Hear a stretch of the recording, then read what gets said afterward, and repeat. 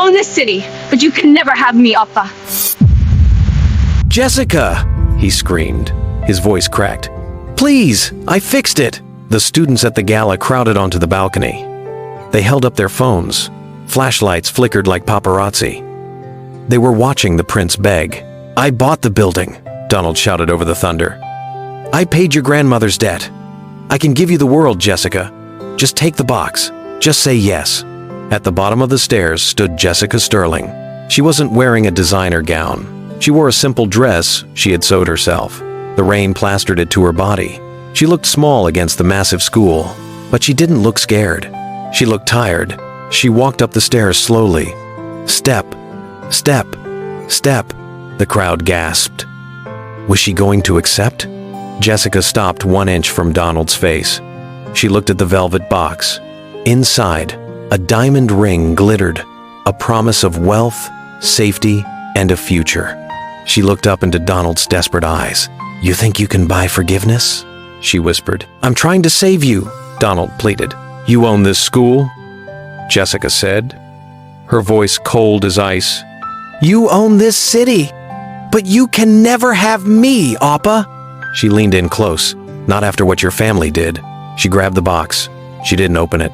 She threw it over the railing. Clink. Bounce. Smash. It hit the pavement below. Jessica turned and walked away into the dark, freezing rain. She didn't look back. Donald dropped to his knees. He covered his face with his hands. He thought he was the hero of this story. He didn't know he was the villain. 30 days earlier, Seoul International Academy shone like gold. The floors were polished marble. The lockers were digital. The cafeteria served sushi and steak. Jessica sat in the farthest corner. She was the ghost. That's what they called her. She was the only black student on a full scholarship, and she had one rule: stay invisible. She wore oversized headphones with no music playing. It was armor. While the other students laughed and flashed expensive watches, Jessica ate a bruised apple. She opened her sketchbook. It was her only escape. She began to draw a charcoal portrait of a woman's face, a face she missed terribly. Then the double doors flew open. Donald Kim walked in. The prince. He didn't walk, he strutted. He was tall, handsome, and dangerously bored. A group of girls trailed behind him, giggling at his every move. Donald wasn't looking where he was going. He was typing on his phone, smiling at a joke. He turned the corner fast. Crash. Please help our daughter get to 1,000 subscribers. Kindly hit subscribe immediately. God bless you. Donald tripped over a chair leg. His large iced coffee flew out of his hand. It sailed through the air in slow motion. Splat. The brown, sticky liquid landed directly on Jessica's sketchbook. Jessica froze. She watched the dark stain spread. It soaked the paper. The charcoal face she had drawn dissolved into gray mush. Her mother's face, gone. The cafeteria went dead silent. Donald looked down. He frowned. He shook his hand, annoyed that a drop of coffee had touched his skin. Watch where you're sitting, ghost, he sighed. He didn't apologize. He didn't ask if she was okay. He reached into his pocket and pulled out a clip of cash. He peeled off $500. He tossed the bills onto the wet table. They landed in the puddle of coffee. Here, Donald said, bored. Buy a better book and a better lunch. He turned to walk away. He waited for the thank you. No. The word was quiet, but it stopped him. Donald turned around slowly. Excuse me? Jessica stood up. She was shaking. Her hands were fists, but her eyes were burning. She picked up the soggy, coffee-stained money. I don't want your charity, she said. Her voice carried across the silent room. And I don't want your pity. Oh. She tore the $500 in half. Donald's eyes went wide. She threw the torn pieces at his chest. They stuck to his expensive blazer. Keep your blood money, Prince. She grabbed her bag and stormed out of the cafeteria. The room was paralyzed. No one talked to Donald Kim like that. No one rejected the king. Donald stood there. He looked at the torn money on the floor. He looked at the door where she had vanished. He should have been angry. He should have been humiliated. Instead, a slow, dangerous smile spread across his face. Dude, his friend whispered. Let's get her expelled. She's crazy. No, Donald said. He couldn't stop staring at the door. She's interesting. He pulled out his phone. He opened a group chat with his boys labeled The Hunt. He typed a message. I'll make her fall in love with me in 30 days. Watch. He hit send. He thought it was a game. He thought she was just playing hard to get. He didn't know that blood money wasn't a metaphor. He didn't know he had just declared war on the only girl who knew his darkest secret. The bet was simple. 30 days to make the ghost fall in love. But Donald Kim was losing. He filled her locker with imported roses. Jessica threw them in the trash. He hired a Michelin star chef to deliver her lunch. She gave it to the janitor. He tried to dazzle her with his convertible, his watch, his smile. She looked at him like he was a stain on the floor. But then, Donald stopped playing. One rainy Tuesday, he saw Jessica leaving her shift at a convenience store. She looked exhausted. She was carrying 3 heavy bags of expired bread dinner for her and her grandmother.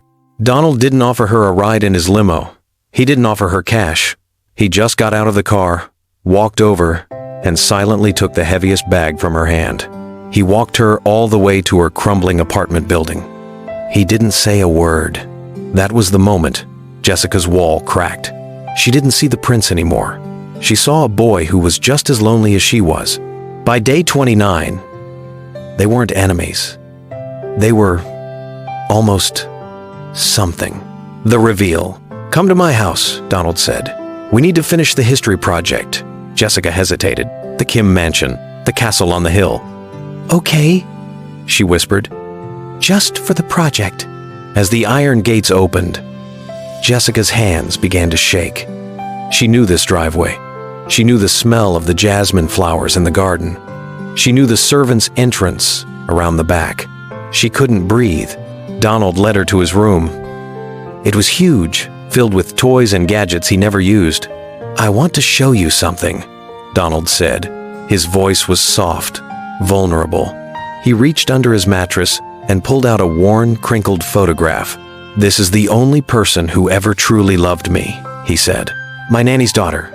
Her name was Jay. She was my best friend. 10 years ago, she just vanished. He handed the photo to Jessica. Jessica looked down. It was a picture of 2 8-year-olds, a smiling Korean boy and a little black girl with braided hair. It was her. Donald watched her face. He saw the recognition. His eyes went wide. The puzzle pieces clicked. Jay? He whispered. A smile broke across his face, pure, innocent joy. It's you. You came back. He reached out to hug her.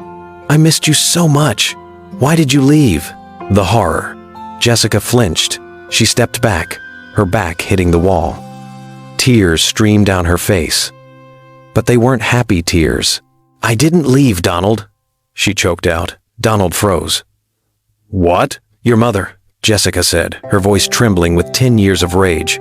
She lost her diamond ring. She needed someone to blame so she could fire the staff without paying them. She pointed at my mother. Donald's face went pale. My mom went to prison for 3 years for a crime she didn't commit, Jessica screamed. She had a stroke in that cell because we couldn't afford medicine. She died alone on a concrete floor. The silence in the room was deafening. We lost everything, Jessica whispered. Because of your family. Because of you. The point of no return. Donald's world shattered. The girl he was falling for was the victim of his own privilege. The money he flashed around? It was blood money. He panicked. He had to fix it. He had to save her. He did the only thing he knew how to do. He used his money. He spent the next 24 hours making calls. He bought the building her grandmother lived in. He paid off every debt. He bought a ring. He set the stage at the Diamond Gala. He thought a grand gesture would wipe away the past. He thought he could be the hero. And that brings us back to the rain. We are back on the balcony. The rain is pouring. The velvet box is smashing onto the pavement below. Jessica has just walked away. Donald is on his knees, soaking wet, watching the only girl he ever loved disappear into the dark. He realizes, too late, you cannot pay for a life with a check. The bet is over. Donald won the game, but he lost his soul. Narrator: what would you do? If you found out the person you loved was the reason your family was destroyed, could you forgive them? Or would you let them drown in their own guilt? Donald Kim is about to find out that rock bottom has a basement, and he's heading straight for it.